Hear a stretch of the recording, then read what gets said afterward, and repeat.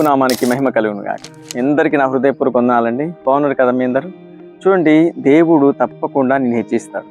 నువ్వు ఎలాగ ఉండాలంటే ఓర్పుతో దేవుని సమయంలో ప్రతిదీ నేనున్నాను ప్రభు, నేను చేస్తాను ప్రభు అనే విధంగా నీ మనసు కలిగి ఉన్నప్పుడు ఒకానొక దినమున రైట్ టైంలో తగిన సమయంలో తప్పకుండా నిన్నే పిలుస్తాడు, నిన్నే హెచ్చిస్తాడు. ఒక మాట మీకు జ్ఞాపకం చేస్తాను. మత్తయి సువార్త 11వ అధ్యాయం 30వ వచనం. ఏలయనగా నా కాడి సులువుగాను నా భారం తేలికగాను ఉన్నవి. దేవునికి స్తోత్రం కలుగును గాక. ఆయన భారం తేలికట, ఆయన కాడి సులువట. ఏ భారం? సేవా పరిచర్య భారంలో నువ్వు ప్రతి విషయంలో పాలు పంచుకోవాలి. కొంతమంది ఏదైనా ఫంక్షన్స్ వస్తే, ఏదైనా పండుగలు వస్తే దూరం అయిపోతారండి. ఎక్కడ డబ్బులు ఇవ్వాల్సి వస్తుందో, ఎక్కడ నాకేమైనా పని చెప్తారేమో, నన్ను ఎక్కడికి పిలుచుకుపోతారో అని కొంతమంది దూరం అయిపోతూ ఉంటారు. నువ్వు ఎలా ఉండాలంటే, నేనున్నాను ప్రభు, నేను చేస్తాను, ఈ పరిచర్యకు నేను ఇస్తానని నువ్వు ముందు లైన్లో నిలబడ్డప్పుడు ఫస్ట్ నీ పేరే పెట్టి పిలుస్తారు. చూడండి, యెహోషువ కాలంలో ఆ మందసం ఎత్తుకొని వాళ్ళు వెళ్తూ ఉన్నప్పుడు యోర్దాన్ నది వాళ్ళకి అడ్డం వస్తుంది. యోర్దాన్ నది అడ్డం వచ్చిందని వాళ్ళు అక్కడ ఆగిపోలేదు, కానీ దేవునికి ప్రార్థన చేస్తూ స్తుతిస్తూ భుజం మీద ఆ భారం పెట్టుకొని యోర్దాను నది నీళ్ళల్లో అడుగు పెట్టారు యాజకులు. ఆ యాజకుల కాళ్ళు నీళ్లు తగలగానే వాళ్ళ దారి వాళ్ళకి అదే ఏర్పడతాం. నీళ్ళన్నీ నిండిపోయాయి. 6 నెలలు నడిచిపోయిన భయపడింది.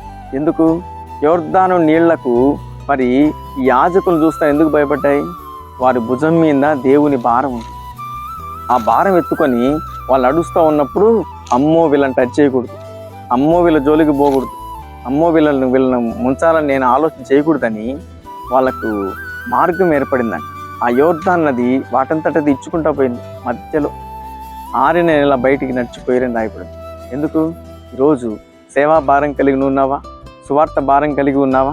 సంఘంలో పరిచర్లో నేను చేస్తాను ప్రభు అని ముందుండి చేసే వ్యక్తిగా నువ్వు ఉన్నావా? ఈరోజు చాలామంది ఏం చేస్తారంటే దాచుకుంటారు, డబ్బు దాచుకుంటారు, పనికి దాచుకుంటారు. ఎక్కడికైనా పిలిస్తే మాకు ఆ పని ఉంది, ఈ పని ఉంది అని చెప్తారు. మరి ఆ భారం మోయకపోతే నీ ఇంట్లో శ్రమ, నీకు రోగం, నీ ఇంట్లో సమస్యలు అక్కడంతా అవే పుడతాయండి. కానీ ఇక యాజకుల అరికాళ్ళు మరి యోర్దాను నీళ్లు ముట్టగానే పారిపోవాలంటే, అలా నీ ఇంట్లో శ్రమ పారిపోవాలంటే, నీ వేదన పారిపోవాలంటే, నీ దుఃఖం పారిపోవాలంటే, ఇంట్లో నప్పులు పారిపోవాలంటే సేవా పరిచర్లో నువ్వు పాలి భాగస్థుడవై ఉండాలి.